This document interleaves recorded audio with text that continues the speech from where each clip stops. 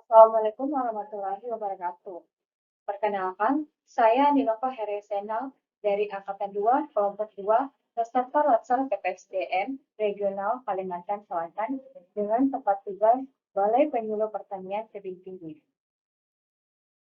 Di sini, saya akan mempresentasikan analisis isu efektivitas kinerja berdasarkan tupoksi kerjanya.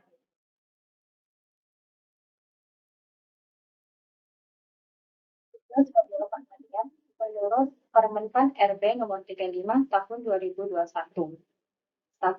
Seorang penyuluh pertanian harus mampu mempersiapkan kegiatan penyuluh pertanian dengan mengidentifikasi data potensi wilayah sesuai dengan wilayah kerja penyuluh pertaniannya, menyiapkan program penyuluhan sesuai dengan kebutuhan sasarannya, menyiapkan media penyuluhan sesuai dengan kebutuhannya.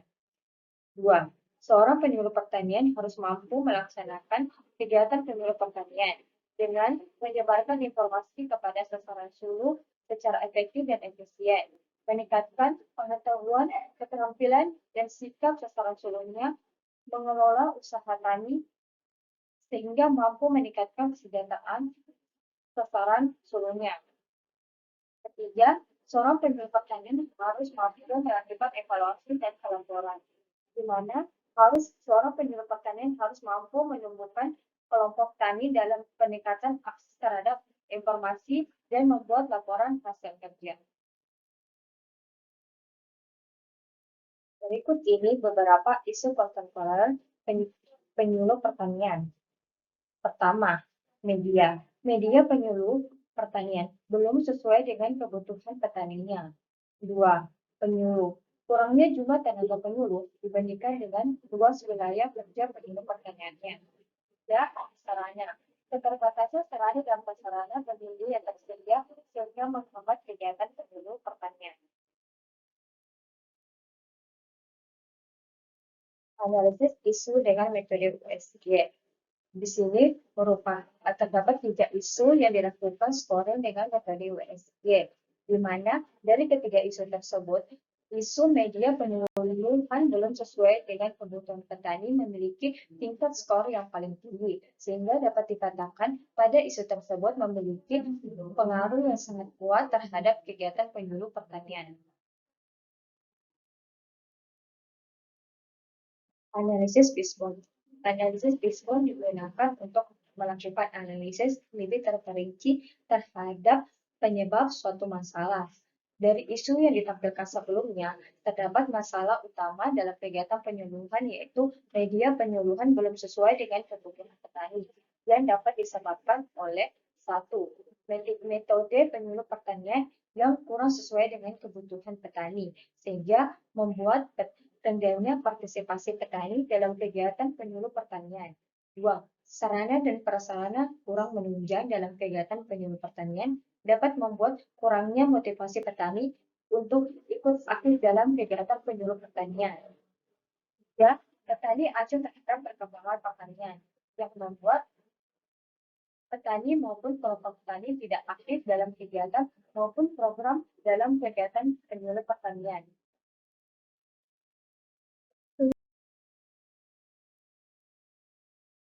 Analisis SWOT.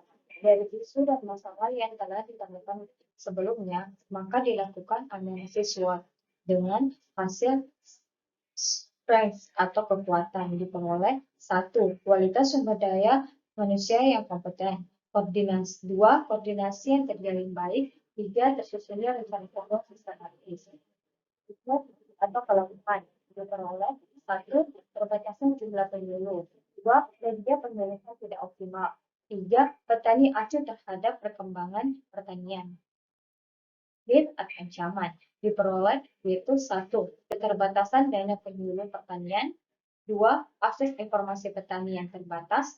3. Terbatasnya sarana dan prasarana kelompok tani.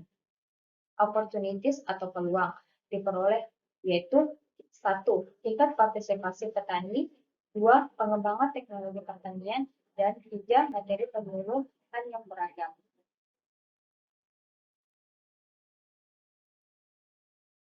Analisis pemecahan masalah dengan SWOT analisis. Di sini dibagi menjadi dua, berasal dari faktor internal maupun dari faktor eksternal. Pada faktor internal terdiri dari dua komponen, yaitu komponen strength dan weakness. Di mana kedua komponen tersebut merupakan komponen yang berasal dari dalam sumber dayanya itu sendiri. Sedangkan pada faktor eksternal terdiri dari komponen opportunities dan threat, di mana berasal dari luar sumber daya itu sendiri.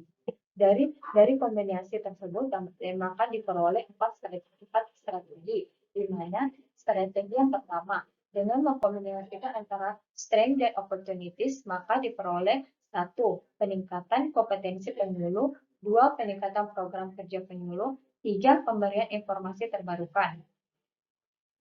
Strategi yang kedua, dengan mengkombinasikan antara needs dan strength, maka diperoleh satu, peningkatan keaktifan kelompok tani, dua, menggunakan metode pemilihan yang sederhana.